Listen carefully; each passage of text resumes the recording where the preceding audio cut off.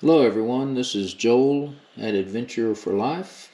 Today's adventure is a little different than what I've been doing. As you can see from the pictures, it's a race car, kind of NASCAR kind of thing.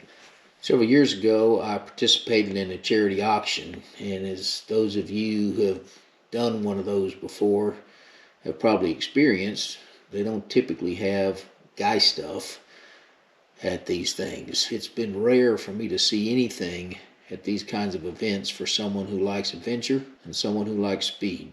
But as luck would have it, this one I went to a few years ago did. They had a 10-lap drive at Talladega Superspeedway put on by Dale Jarrett Racing Adventures. That's my kind of thing, so I bid on it and I quote-unquote won. It was a lot of fun and very intense since we were driving cars that had previously been driven in real NASCAR races but subsequently retired. I'm not a big NASCAR fan by any stretch, but I do like to go fast, so I thought I'd take y'all along for the ride.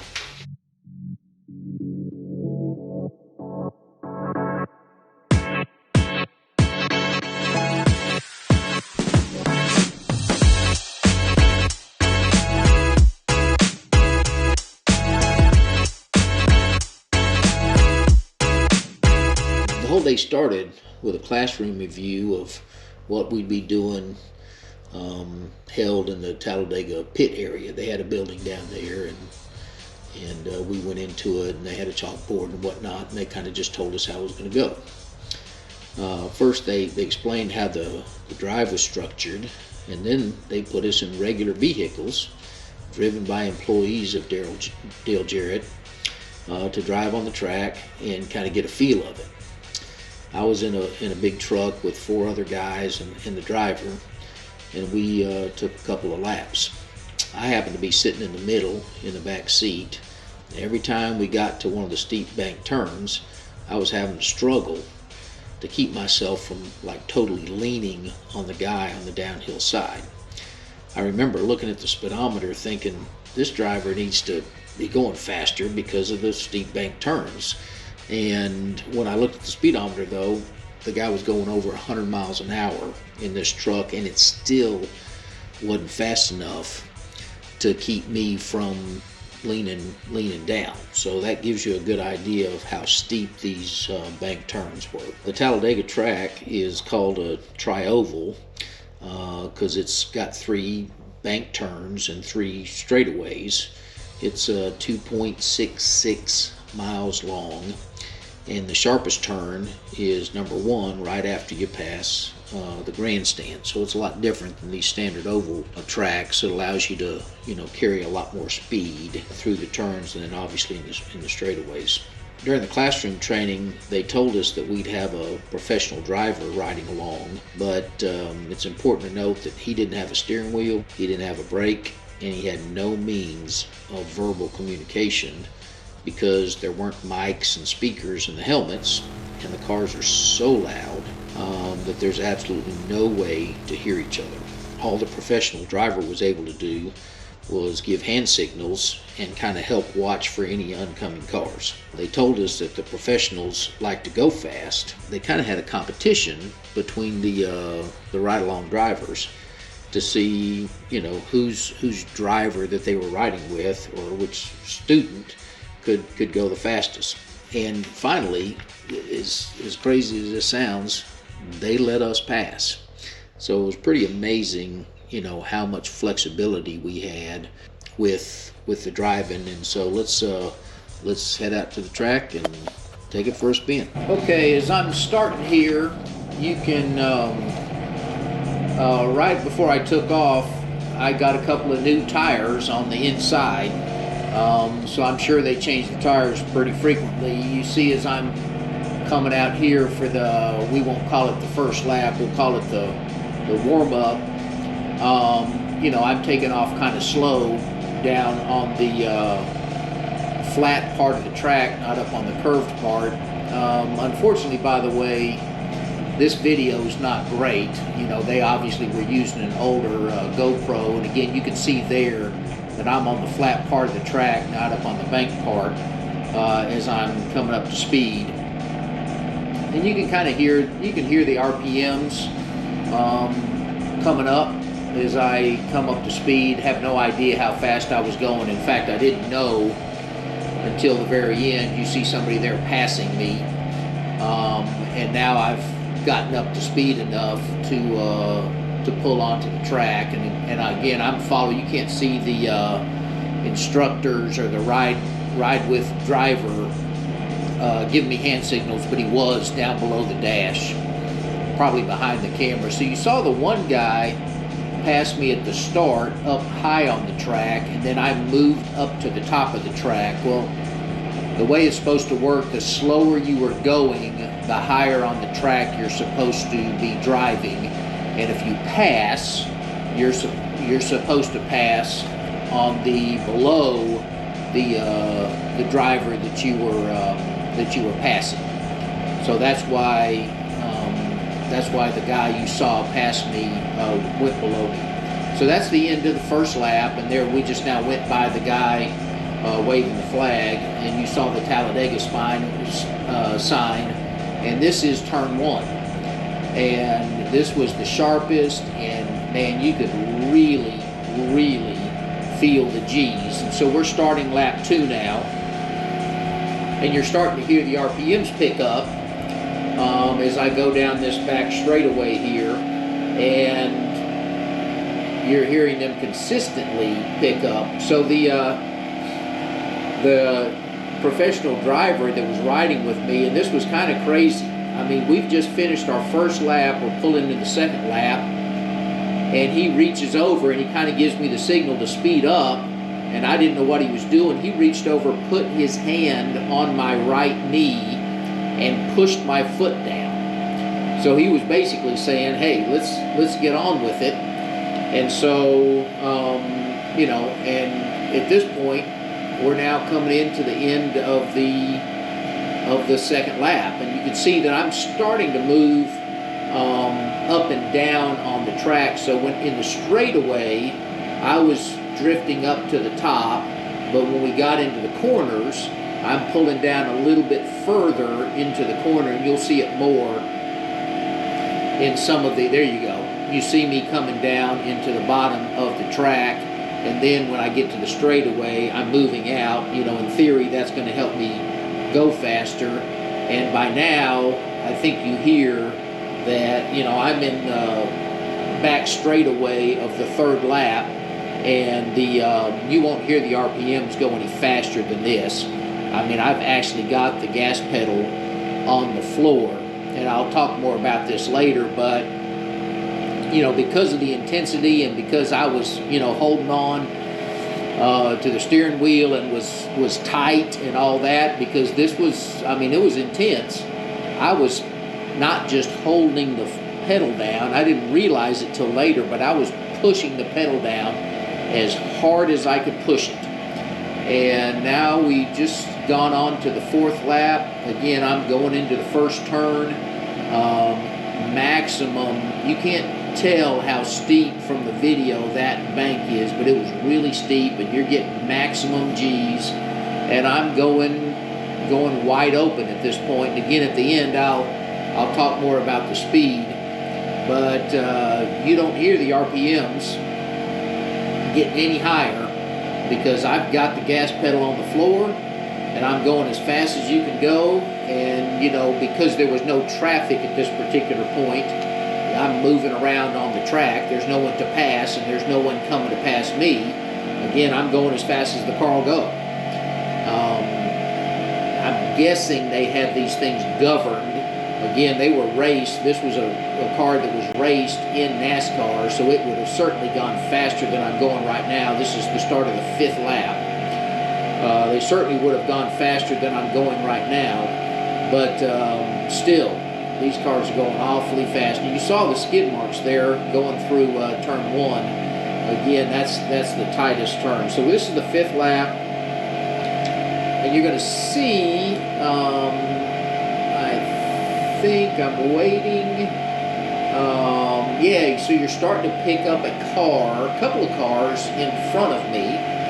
And again, the rule is if someone's overtaking you, then you move to the top. So you kind of see the instructors telling those drivers to move up to the top, and you see me going by them. My guess is those guys, based on what my speed was, those guys were probably going about 140 miles an hour. So that's pretty amazing. And here I come up on another guy, and again, his instructors moved him up to the top, and I'm down there at the bottom of turn 1. So we're down into lap 6 now.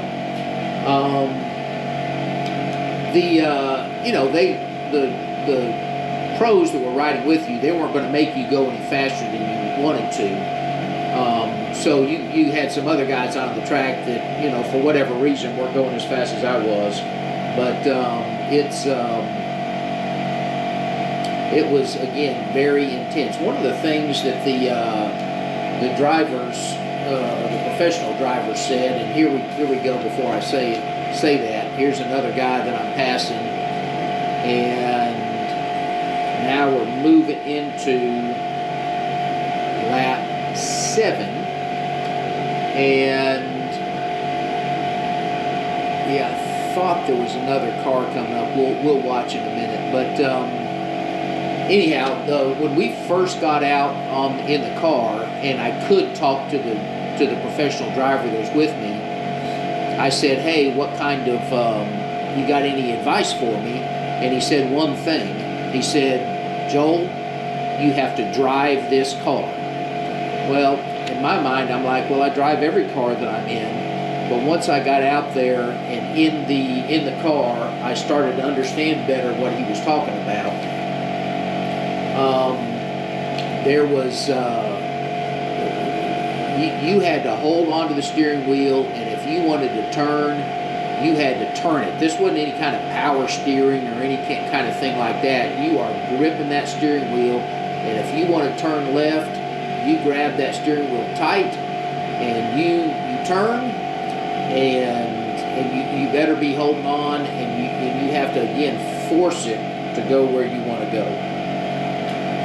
There was one point a little bit further back, and I missed talking about it at the time, but that I was passing one of the guys in that turn 1 and actually mistakenly got down onto the flat part of the track, and that was pretty intense because I realized pretty quickly, hey, I had lost the bank of the turn. So I think I believe this is lap number 8.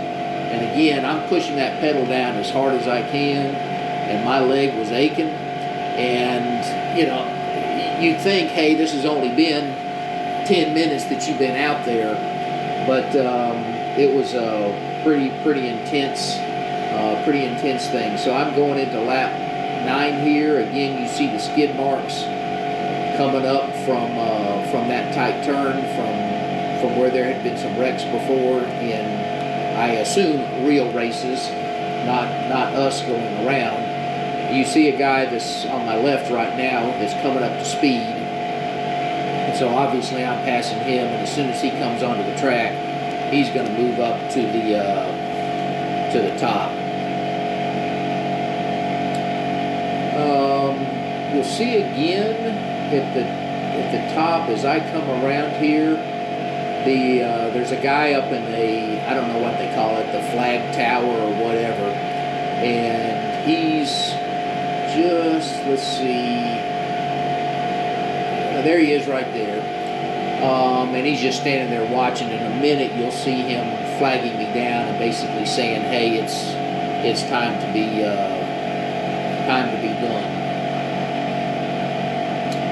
So I believe this is lap 10. I think we ended up going probably 11 or 12 times around because it was kind of 10 full speed laps, and so you got to warm up and a cool off lap. You see that I'm starting to approach a guy. He's up, well, there's actually 2 of them. So the guy that's on the bottom part of the track just past the other guy. You also see how blind that corner was there with the sun shining in your face, but So the guy that's in front right now just passed the guy that I'm getting ready to pass, and now I'm, pulling up to him, and I'm right behind him right now. Certainly not drafting by any stretch, but I pull down there on the bottom, and you heard the RPMs go down a little bit. I just wanted to make sure that he was moving over, and now I'm passing him. So I believe this is the end. I lost the end of the 10th lap. I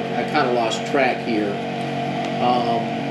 But going across the, I'll tell you now, I was going 180 miles an hour. Now, these cars don't have any speedometer on them, but across that back straightaway, I was going 180 miles an hour, and I'll tell you more how that was calculated in just a second.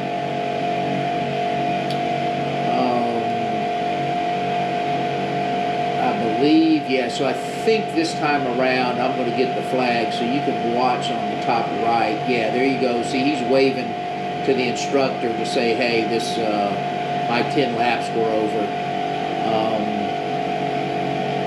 So he's going to start slowing me down on the back of this straightaway. Yeah, there we go.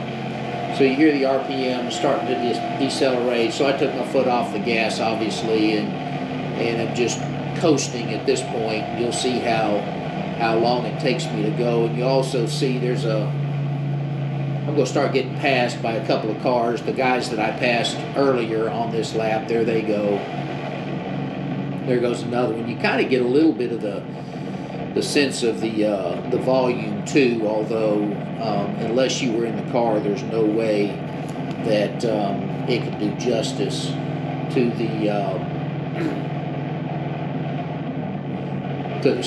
the speed and to the volume that those cars produce while you're in them. So interestingly, there goes another guy. Interestingly, as I pull into the pit area, I was a little surprised by this, but the guys that are flagging you in standing straight in front of the car, and hang on, I want you to hear this last part right here that's coming up in just a second. I'm going to ask the pro driver a question.